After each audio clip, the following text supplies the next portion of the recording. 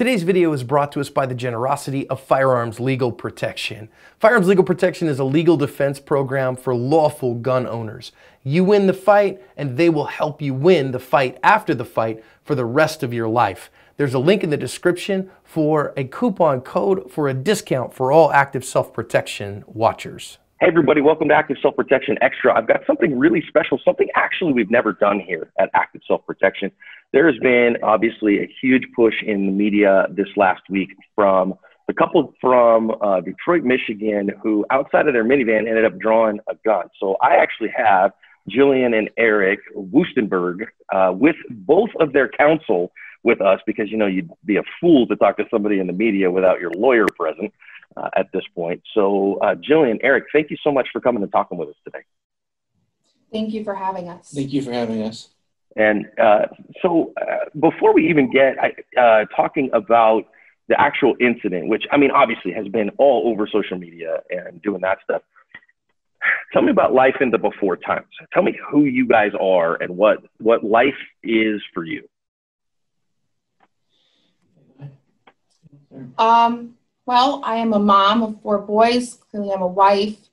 I work full time, and I love traveling for work. I travel a lot for work. What do you do for work, Jillian? I am actually a territory trainer and a territory supervisor. Oh, okay, gotcha. And how old are your boys? I have a 15-year-old, 2 14-year-olds, and a 10-year-old. So we have twins. Oh, wow, man. My youngest is 14, so I pray for your soul. We need it. And, okay, Eric, how about you? Yes, I am, well, up until recently, was a coordinator for Veteran Support Services at Oakland University. Yeah. Assisted veterans and military-connected students, which are dependents of a veteran or a military member, go to school, go to Oakland University specifically. Go ahead. No, you go ahead. I was saying, and then I also advise, or I did advise on veteran education issues to Congress as well. Wow. And if I understand correctly, you're a veteran yourself. Tell me about your service. Yeah, I've served active duty for nearly 14 years, Air Force vet. Awesome, man. Well, thanks for carrying the torch. I was in the Navy myself. I just made hot water the hard way, but you know. Yeah, I guess my first mate, if you will, in the Navy, I don't know if that's the correct Navy speak, my right hand back at the office was, or is a Navy vet. Got it. Yeah, we got first class. Now, obviously, it's pretty obvious to see at this point, Jillian, that we know that you carry a concealed firearm. And Eric, you as well, or no? Absolutely, yes, sir.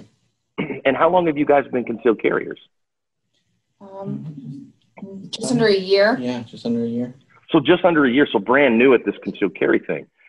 Tell me, what got you to start carrying a concealed firearm? There are times that I can work at times and in some difficult areas. And so for just self-protection purposes, we always want to make sure that we're taking care of ourselves and our family. Got it. It's a great reason. And tell me then, I know my fans are going to ask that. Are you an everyday type of carrier, or are you like a when I feel like it kind of carrier? Absolutely. I carry every day. You just never know when something could happen, and it's better to have protection for yourself and for your loved ones than to not have it. You know, I agree with that 1,000%. And so my next question is, obviously you had to take your Michigan CPL class. Is CPL there, Terry? Yeah, concealed pistol license, CPL. Yeah, you know, everybody's got different terminology, right? Right. So CPL in Michigan, so you take your CPL class. Have you taken any other training classes? So we're very active in going to the range. We practice very frequently together to better our skills. However, as far as formal training goes, no, I have not had any formal training. Okay. Very responsible gun owners. But, Well, when you say formal training, you mean outside of your concealed pistol license, correct? Correct. Yeah. So they Right. Yeah. So, because Michigan is a state where you have to go through an 8-hour class Right. and do some other things. So when she says no other training, she meant no other formal training outside of that. Right. So you've had your Michigan State CPL, which means you've been background checked, which means you've been taught the legal and moral use of force. And it doesn't really matter if you've been taught marksmanship, because this is one of those cases where the firearm never got discharged. And so it served as a deterrent function without any rounds being discharged, which is, if there hadn't been cell phone video, probably never would have made the news. So, okay, so I just wanted to kind of establish where we are. And I know my fans are going to ask, do you generally, Jillian, do you carry on your person, or do you carry off body, like in a purse or something? It depends. Depending on the clothes I'm wearing for the day, it will determine whether I carry in my handbag or on my person. Got it. And what's your normal carry gun? What gun were you carrying that day? A Springfield Hellcat. A little Hellcat. Okay.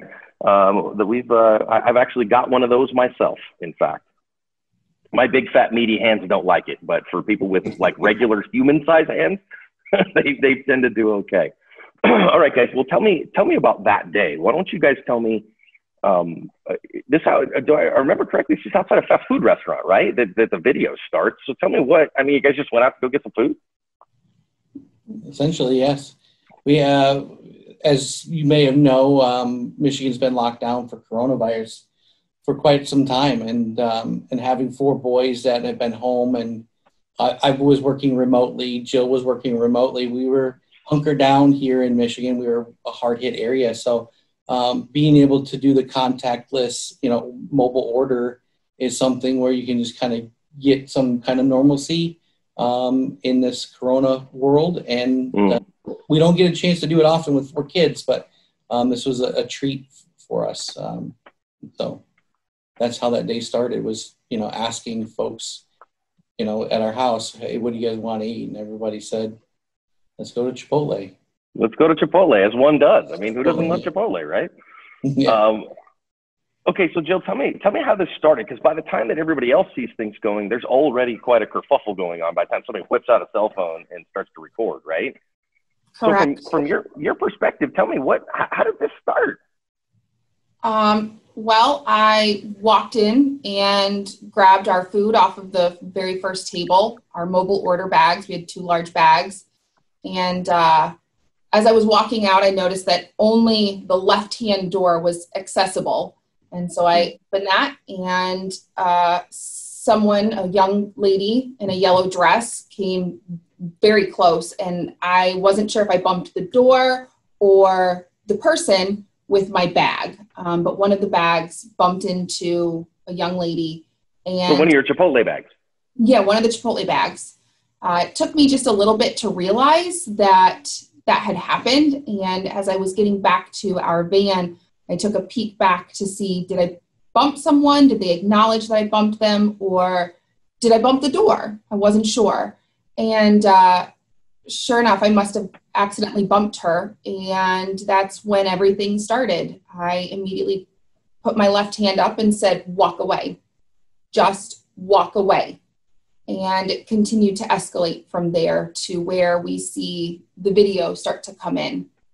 So before you put your hand up and said walk away, Jill, tell me, like, what was her response? I mean, okay, so you bump somebody with your bag. I mean, that kind of stuff happens every day, right? You just expect, hey man, watch out. Oh, I'm sorry, my bad. Have a nice day or whatever. How did it get to where somebody pulled the phone out?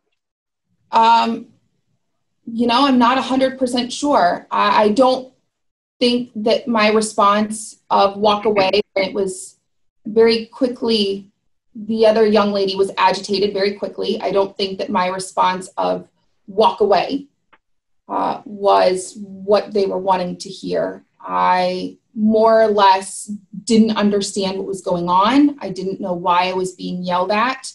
I just know that I was getting yelled at, and the young lady continued to come closer and closer to when she called her mom to come over and aid her as well. And that's when I had the young lady at my front and the mother at my back. And I continued to say, I feel threatened, walk away. I repeated that many times. I feel threatened, walk away. And if you look at the video, John, you know, one other thing you want to keep in mind is that before she got in the car, she asked for the police to call the police about at least 4 times. Wants to violate a 15-year-old. No, I'm asking a question. She's a child. She bumped into me when I was So if she did something wrong, she needs to apologize. If she did this something ignorant wrong, woman bumped into a 15-year-old. Correct? And you're on camera. Okay. You're feeling threatened. Okay, well, go in. No, Mom. I got this. You're blocking me from getting in my car. No, we weren't. No, we weren't. No, we weren't. You're ignorant. Go ahead, call the police. You know, there were repeated, you know, we're going to call the police. She's like, please call the police. And every time Jillian would attempt to have a conversation, to at least talk, she was cut off. And again, you look, she was, for all practical purposes, trapped in that area. You know, the van's on one side, the 2 women are on another, and right behind her is a railing, so she had nowhere to go. Yeah, that's an important factor to keep in mind, is that the entrance to the minivan, the passenger door and the sliding doors were blocked by the mother and by the young teen. And you can see that on the video just by their placement. But of course, the van is behind the video. Right, of course. I mean, you can't. So this is one of the limitations of cell phone video and of surveillance video, right? Is that you get a perspective on what happened, but you don't get a fully orbed perspective of what happened.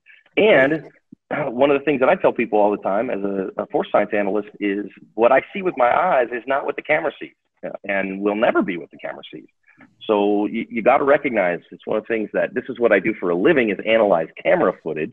And one of the things I keep telling people is it tells us some really important things and gives us like a third party watching what's going on, but it doesn't teach us everything by any stretch of the imagination. There's a whole lot else going on.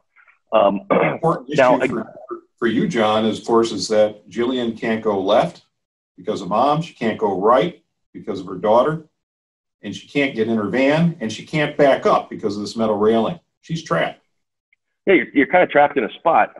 So, I mean, and I heard you say several times, I feel threatened, right? I feel threatened here. Now, you guys did eventually make it to the car. Yeah, people had asked me, where were you? And I was actually in the van. Jillian is a very usually outgoing person. Obviously, with coronavirus, we tend to stay a little to ourselves, but she's usually very complimentary when she talks to people. So I assume they were having a conversation probably along the lines, oh, I loved your dress. And they were talking outside the car. I had no idea until it escalated that I finally said, oh, there's something going on. And I had to actually go out to put her in the car. So as I exit, that's when the daughter notices that I'm coming around, that she finally starts to back up to where I can put Jill in the vehicle. Okay, so you guys finally make it back into the vehicle. So that's you had no idea at that point, Eric, that there was something going on here, that something had happened. Like, I mean, obviously you step out of the car and there's yelling going on and all this crazy stuff. Yeah, so I realized something was going on because she was trapped, and then it was, I finally heard. It's really quite insulated vehicle, and so when I got out. Obviously, I got out because of that, and so I physically got her in the car. Now, they didn't, stand in my way though, but they were standing in hers. So there's an interesting point here, and it's one that I just want to stop and make for everybody. That I know a lot of people are asking, and even I asked, like when I first watched the video, is that you come around, put Jill in the car, and then you kind of have some words with these ladies, like, hey, back off, what's wrong with you people? And my first thought was, wait, why didn't you just like, hey, I'm sorry, like get out of my way, whatever. But if you don't know what the heck is going on, like, you step out and like, why are you yelling at my wife? Like, what the heck is going on? Get out of my space, would you? I think that a reasonable person, not knowing that, okay, we'd had a bunch of arguments here or whatever, would have just jumped in and gone, well, my wife's a good, sane, sober, moral person. And so why would you argue with my wife? What's wrong with you? Get away from here. Put your phones away, for God's sake. Yeah, so I didn't understand exactly what words were exchanged, but I did clearly hear that I was threatened myself, and they were threatening my wife. And when she threatened to kick my white ass too, obviously I was like, what is wrong with you? That was my initial reaction. Why would you threaten me? All I did was come around and place my wife in a vehicle that you would not allow her to get into. Yeah. Yeah. I mean, obviously when somebody threatens to kick your ass, that's a thing, right? You know, you know, when you talk about, does somebody have the ability to do that? Is there an opportunity to do that? Did they put you in jeopardy? Is there manifest actions such that their manifest intent is that it puts you in jeopardy? That's the thing. Now, might be a question you don't want to answer. And if you don't want to answer, don't answer. But it seems to me, it sure looks like you guys were parked in a disabled parking spot. Is that a factor that's going on here? I am a disabled veteran. Well, I am too, my friend. And does that, in your estimation, does that affect your ability to do stuff in the self-defense realm, those kinds of things? I mean, like my disability from the VA comes because I, you know, wrecked my back in a car wreck. So I still go train and all that stuff. But I don't have a disabled placard as well. Is that something that affects your everyday life and your ability to defend yourself with your hands, sir? It does. And that's, it is. It's a physical disability. I have several issues. I have a 100% total and permanent disability rating.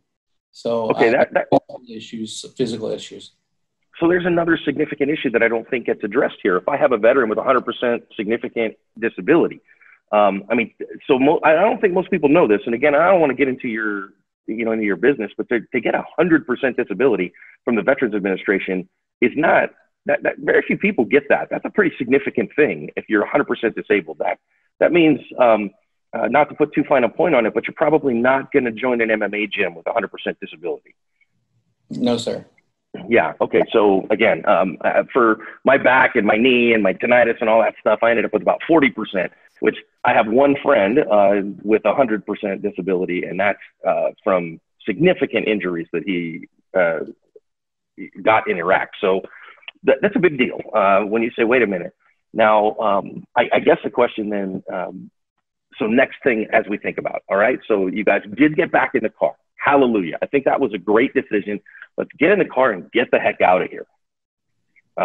John, one other thing, John, one thing, so you're fully clear on this, the threat still continued, okay? The threats continued. It wasn't just that one threat against Eric. There were several threats that continued, and one of either the mother or the daughter or whoever was filming, one of them said, you know, again, I will dog y'all's old ass or something along those lines, okay? Yeah, I said it. You say something, I'll beat your white ass.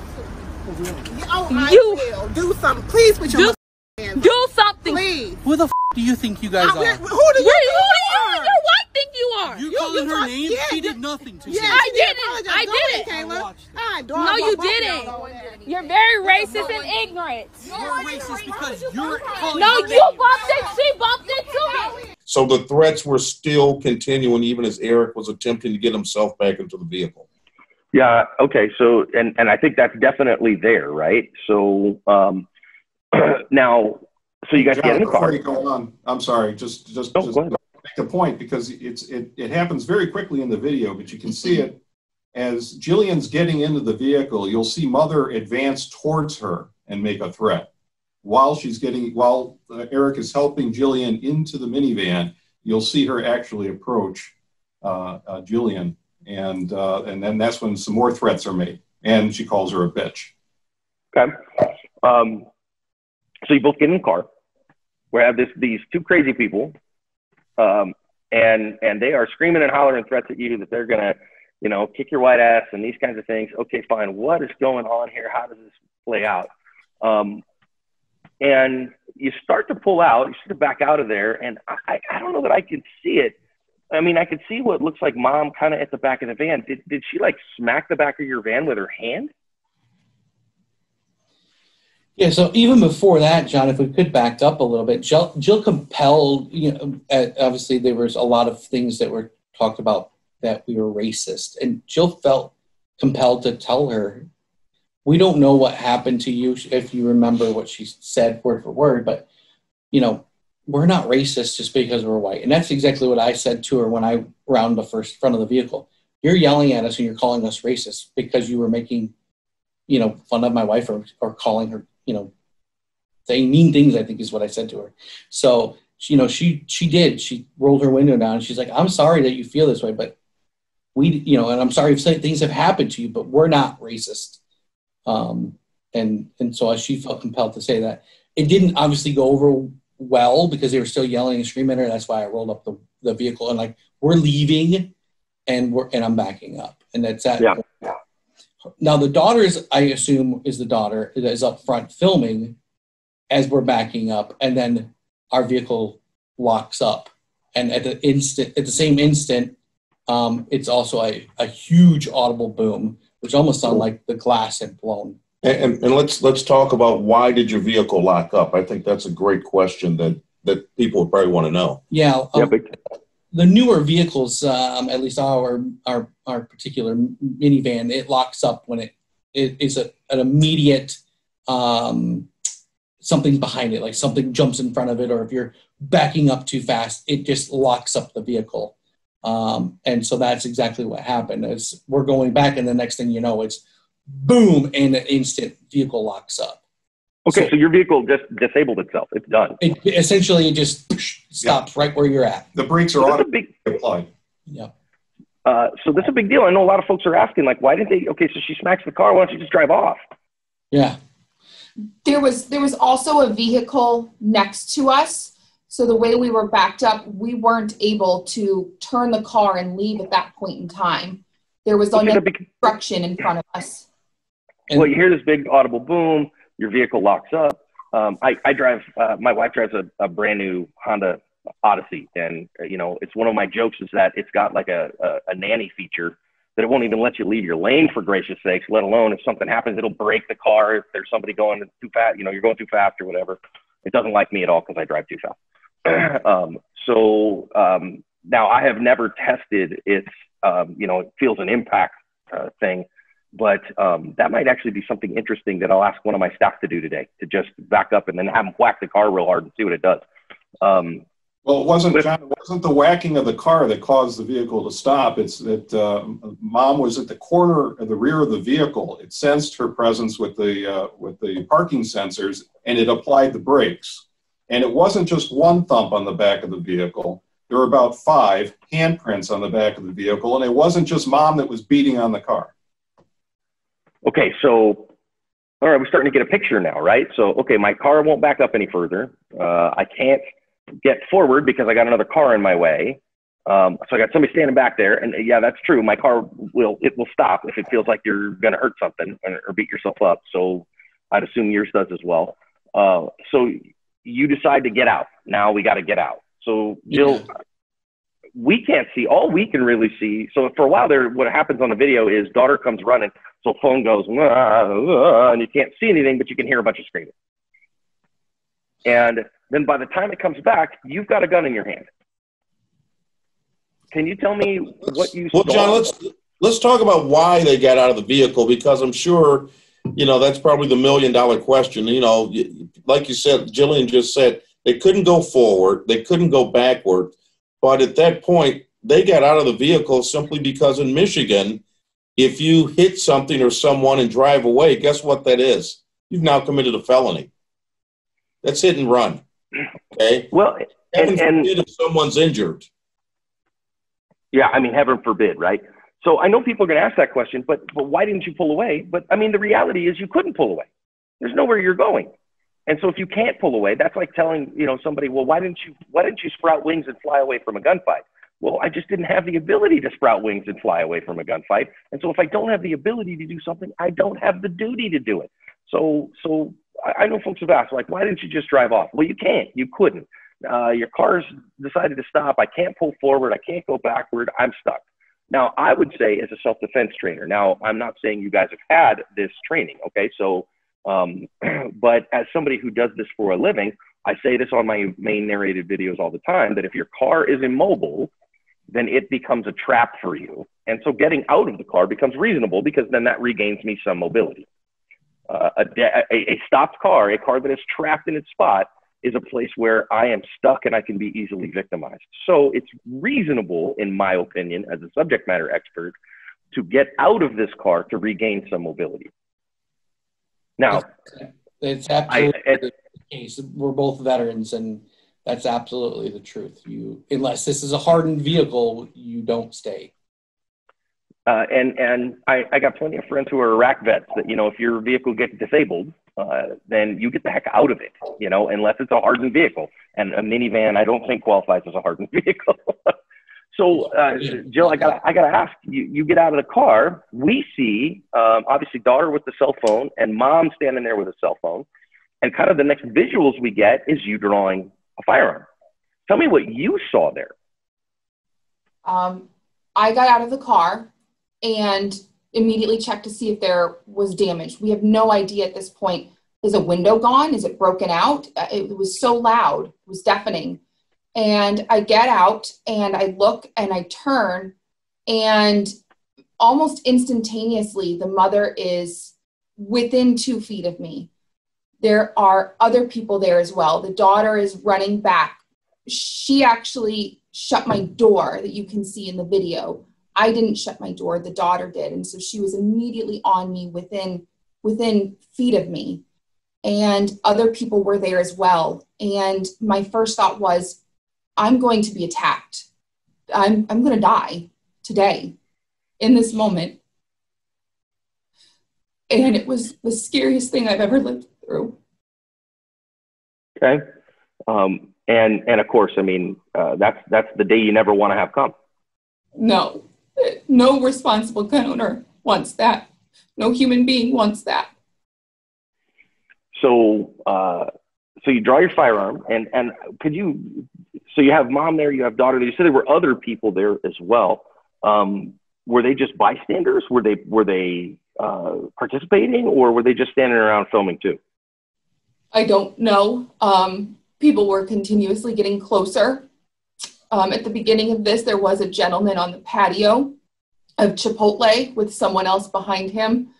And as this continued, they continued to get closer. They left the patio and were now in the parking lot with us. And no idea of who is friend, who is foe. We just know that we are surrounded. So, okay, so you made the decision. You felt in that moment, oh no, I'm going to die here today. So you draw your firearm. Now, I also noticed as a self-defense trainer, the sound that I heard of you chambering around in your firearm. Is that your typical? Do you typically carry your firearm without a round in the chamber? I do. I know many people who carry chambered. It's just a personal decision for me not to. It's a decision that I thought long and hard about. And for myself, I choose to carry unchambered. And that's a personal decision. As a firearms trainer, I would tell you, I'm going to really encourage you to rethink that process, because when you needed that gun, you needed it right now. And you know, thankfully, again, in this instance, it is a non-issue and a non-starter, right? And I will tell you, we've actually here on the Extra channel, we have had board certified attorneys say your decision is the correct one. I disagree with them. And I'm not here to chide you, Jill. I'm not here to tell you that you did poorly. I just want to say, okay, so here's some, here's a thought. That's if there's one thing that I would say, wait a minute, we got to change that. That's the one in my mind. Now, maybe that's a silly and little point, okay? I also want to ask, because you chambered the gun, but one of the things that I noticed is that you didn't have the gun up and pointed at them. You actually had the gun lowered below. Is that something you were trained to do? No, it is not. It is just my body's natural reaction, I guess. I wanted to be able to see everything, and with my firearm up, I have less of a field of vision. And I'm sorry. I just want to say that right there was a really good instinctual action. That I actually teach that. I see a lot of people in defensive gun uses. There's another one that's kind of big in the news right now with somebody pointing an awful lot of guns at people. But the fact that you came to what we call a low ready position, that the gun was ready and deliverable, but below your line of sight, gives you better eyesight. And in, again, my opinion, is less of a threat to the people around. And so it's a safer alternative all the way around. So John, of course, then, sorry. Say again? We practice, when her and I practice together. Again, we don't do formal training, but again, we practice drawing our weapon and chambering. We practice trigger discipline, and we practice keeping our field of vision open. So very good. We feel our weapon is a shield until it needs to be a weapon. Yeah. So obviously, at some point, then that deterrent effect had its effect, right? You said, "Back off, get away from me," and that's pretty much where the video itself ends, right? So it's, you know, they're going to sit there and videotape you. Oh, look, she's got a gun on us, or whatever. Tell me what happens from there. So eventually, obviously, they backed off because nobody got shot, right? Correct. Well, actually, John, if you look at it, it's a little more than that. The person who was retreating was, in this case, was actually Jillian. Jillian is retreating, and they are still coming towards her. If you look at where she is from, you know, from that video camera, she's kind of in the middle of the van, and she starts backing up, asking them, again, giving clear, concise, direct commands. Get away, get away, get away. She got the gun on me. Hold it now. With the car. Call him. I'm telling. Get the Call the cops. Get the license plate. Get the license plate now. Because you were never about to hit me with the damn car. Don't you about to hit no. me with the car? No, both of y'all put the guns on. Yeah. Okay? Call Richard back up to the police. Call Richard back up here now. I got it. Don't you jump behind my car. No, I ain't jumping behind your car. Don't you Mom, stop moving. Stop, Mom. Up. Get the back. Back the up.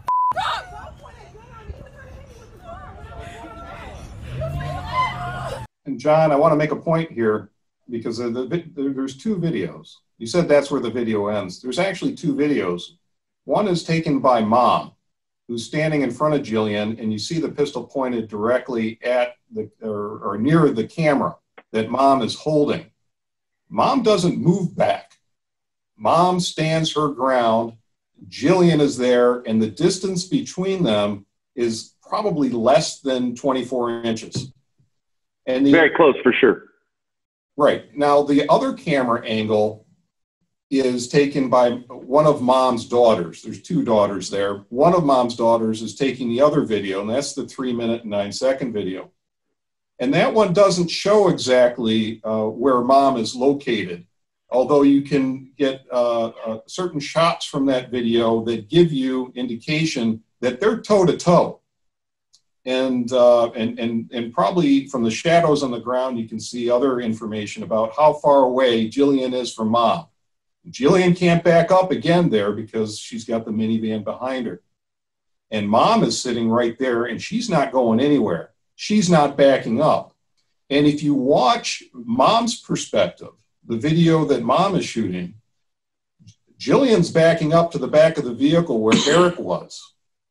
And you see her retreating. And that's where her voice starts getting louder, and her voice is getting elevated, and the pitch is increasing. And Mom is actually advancing. You see the camera moving towards Jillian and moving towards the back of the vehicle. And Jillian is retreating at that point. And that's an important consideration here as well. Well, I think it definitely shows a significant amount of restraint. If you felt in that moment, you said, wait a minute, I got multiple people here who said they're going to hurt me. I have a husband who needs me to make sure that he doesn't get hurt in that moment. And so now does it start to become more reasonable to have a gun in your hand? It does, straight up. And I think we definitely see you retreating on camera, giving verbal warnings. And I'm going to leave it to your attorneys to talk about the defensive display of a firearm in the state of Michigan. Obviously, every state's a little bit different on this one. Were you in the great state of Arizona, we have the strongest defensive display statute in these fine 50 states. But Michigan is a little bit different than Arizona in that regard. So, okay, you retreat. At some point, did you end up back in the van? We did. Eric had, as I was trying to protect us, gone and called 911. He was on the phone with 911. They had instructed us to do our best to leave the scene, the immediate scene, for our safety. Okay. To wait nearby. Don't leave, wait nearby. and we drove 500 About feet 500 feet to the end of the parking lot. and waited with our car pointed towards them so we could at least have a vantage point of if anyone was approaching. And we waited for law enforcement to arrive. So, Eric, you won the race to 911. Were you the first one to call 911? Were there other 911 calls coming in before you? Yeah. We don't know that because, again, as you know, some of them come in at multiple times. So we don't know if someone had called and said, hey, there's something going on out here at Chipotle as they were getting out to, defend themselves. We can't answer that. But for sure, as you see Jillian outside the vehicle, Eric was on the phone. He kind of, I don't want to use the term disappears, but he's no longer on video because he's back in the vehicle calling 911 at that point. So you guys went and waited 500 feet down the road just so then that way you're away from the thing. I say this all the time on camera that it's reasonable if you still fear, you've used a defensive firearm.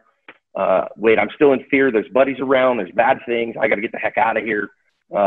As long as, again, you're on the phone with 911 and telling them where you're going to be and I'm not running away, I'm getting to a safe place. It's very reasonable, especially because they told you to, right?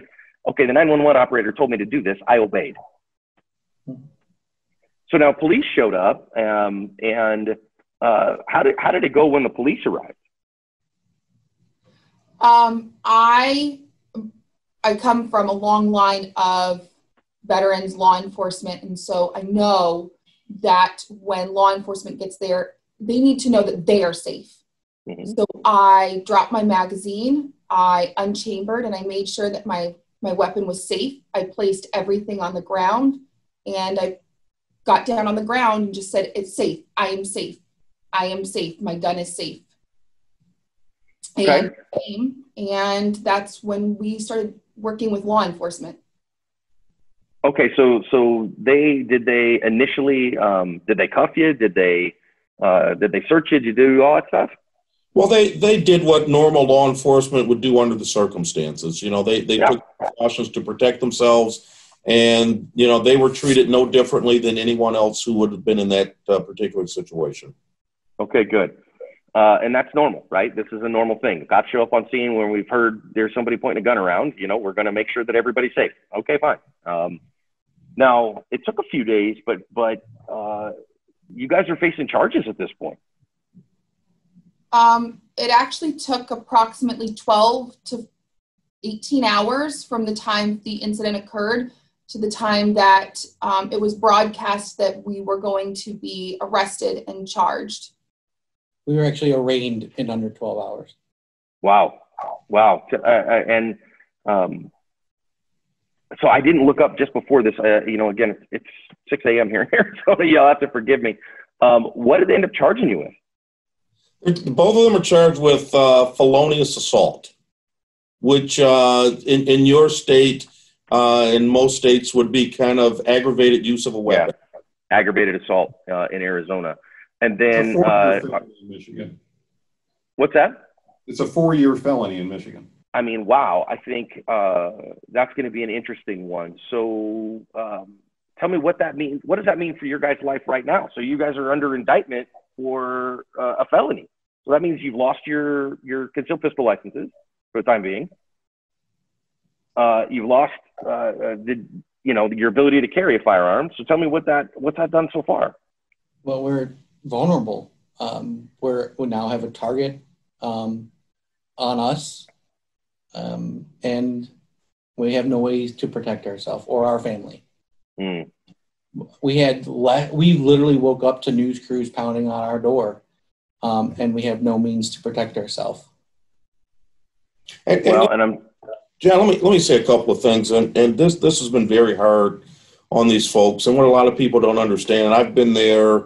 Dean and I were there talking to our clients. They're getting literally threatening phone calls. Okay, people telling them to watch their back. It's difficult for them to go out in public. Okay, Eric has lost his job. Okay, not only does he worry about, again, what's going on from the criminal side, how does he support his family now? Okay, they're in a position of everything that was right with the world at about 6 p.m. On July 1st is now, it's like bizarro. It's just been inverted. It's a whole different world.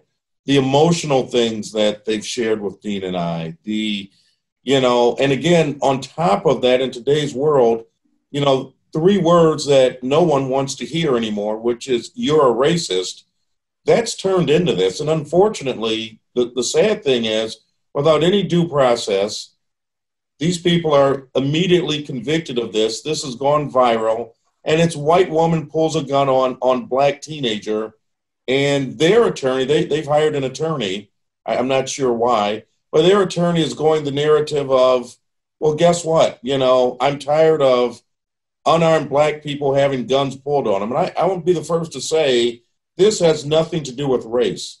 These 2 good, upstanding, moral people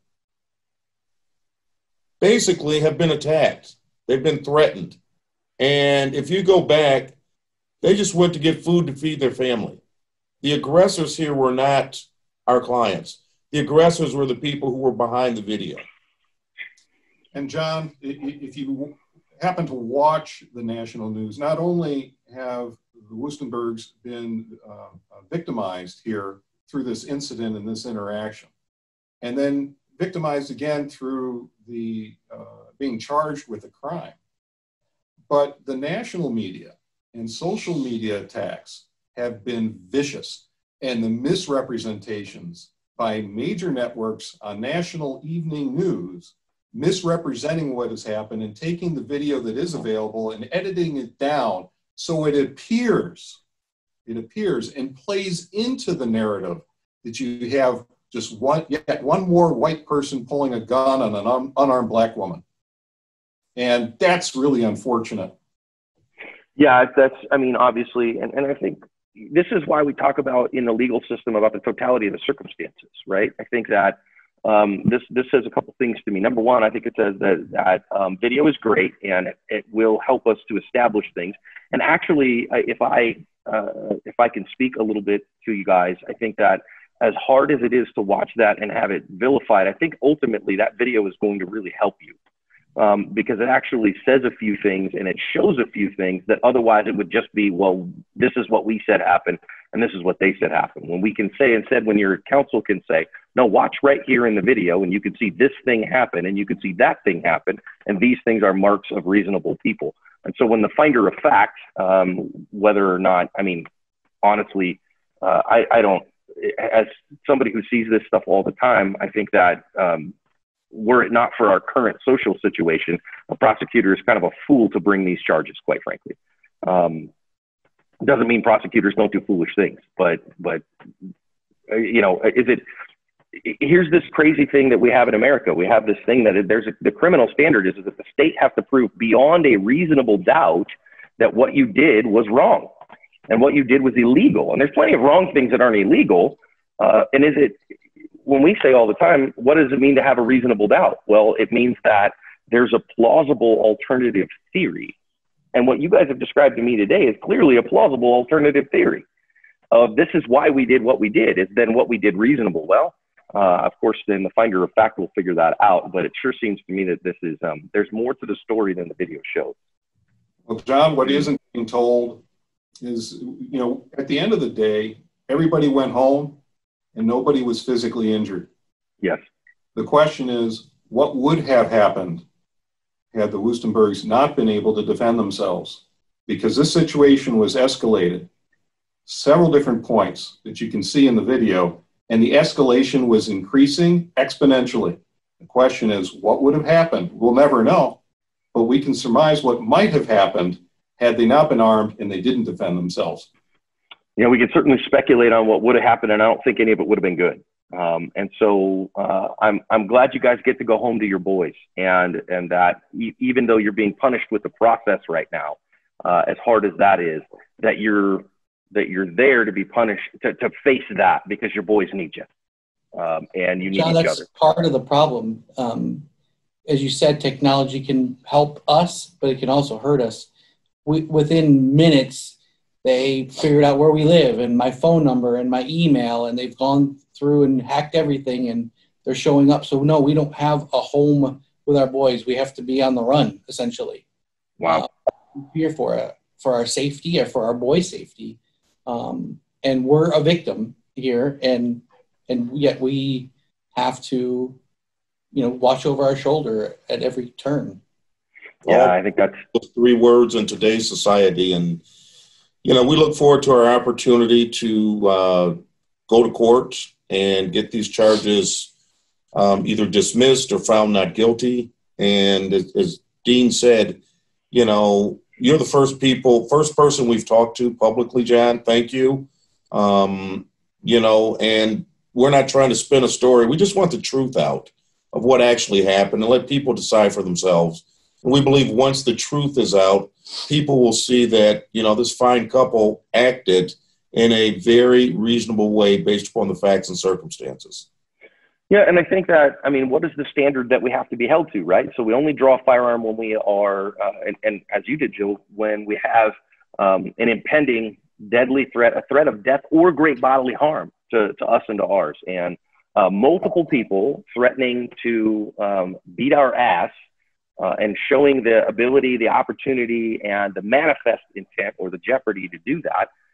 If it was one person and they're a small person, maybe we go, that's kind of not very reasonable. But when it's multiple people, when your vehicle's disabled, when I have a spouse who needs me to protect them as well, that starts to become real reasonable. And so that to me looks like really reasonable behavior. Although again, what the video might show may not look like that until you explain. So here's the thing: when people ask questions like that, when we look at it when they're under the cool eye of hindsight, and that's what we're supposed to do in the legal system, right? Is look with the coolness of hindsight of no emotion here. Let's see what happened. That starts to seem real reasonable. So, John, what you cited, I'm sorry to interrupt, but what you cited was actually the standard for the use of deadly force in Michigan. And in Michigan, the display of a firearm is not deadly force. It's considered non-deadly force. And when you can employ non-deadly force in Michigan, the standard is substantially less than being faced with the risk of death or serious bodily injury. It's merely to repel an imminent assault. And so Michigan has that codified in black letter law that that the simple presence of a firearm is physical force, not deadly force? There's case law that establishes the display of a firearm alone is considered non-deadly force.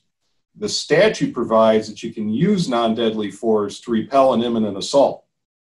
So it'd be similar in this circumstance to using something like a pepper spray or something like that. Yeah, I think that that is an amazing and an important thing. So again, Michigan has case law on file that says that the use of a firearm in a display is a use of ordinary physical force, not deadly. That helps you immensely, and that you can use ordinary physical force to repel the threat of ordinary physical force.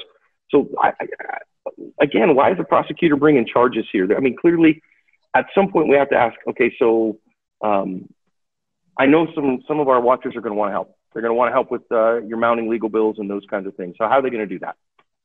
Folks can go to standwithjillian.com. Jillian was with 2 L's. And there'd be an opportunity there to make a donation. It certainly would be helpful in this case. As you mentioned, Eric has lost his job as a result of this. Don't believe that was appropriate under the circumstances. But, employers will cave to a media narrative and the threat that would ensue when people really get angry about these things. And they hear, oh, well, there's racism involved. Everybody should lose their job in our cancel culture. But they still have to provide for their family. Mm. Yeah, absolutely. You got to provide for your family, and these 2 fine gentlemen to either side of you, God bless their hearts. They got to feed their families too, right? So we will put a link in the description to that. So last word to you two, Jillian, if you had something to say today, what would it be? honestly, there is so much hate and destruction in the world today. I don't wish harm on anyone. I don't wish harm on myself or the other family. We as a society need to start to just love each other. And that's what I had hoped for that day. And it didn't happen. Yeah. Eric, last word to you. What would you say today? We just wanted to feed our family and go home and go about our business before all that started, and that's still what we want. We want to have our normalcy back. Our 4 boys are in sports, and they'd like to be able to participate and do those things and just go back to the way things were before July 1st at 6 o'clock. Oh man, and I really hope it gets back to that way quickly for you. And I will say as well, I'm hopeful, I'm confident that at the end of things, this is going to come out in your guys' favor. And I'm very hopeful that it will. It sure seems the facts mount that. I will say that right now, Team Active Self-Protection is going to be in Detroit in 2021, hosting a course in that area. And when we're there, you guys are more than welcome to attend. We'd love to have you. And that's on me. Okay. So we would love to supplement your ranged practices and those kinds of things with a couple of days of good training. And I get it with 4 kids, sometimes you go, I'm not able to take whole weekends away from stuff, but if you can, and if you can make it, we would love to have you. And I will say both these men that stand beside you, I consider to be excellent at what they do. So you have, whether by stumbling in by some good thing or just the providence of God, found 2 fantastic attorneys who know what they're doing here. And I'm confident that they'll work this through. So again, friends, link in the description if you want to help. There's a lot going on here. So Jillian, Eric, thank you so much for being willing to come on and talk about what happened that day and answer some of the questions that I know the world's asking. Thank you so much for having us. Again, you're the first person we've spoken to, and it feels like a weight off of our shoulders to be able to say what we need to say.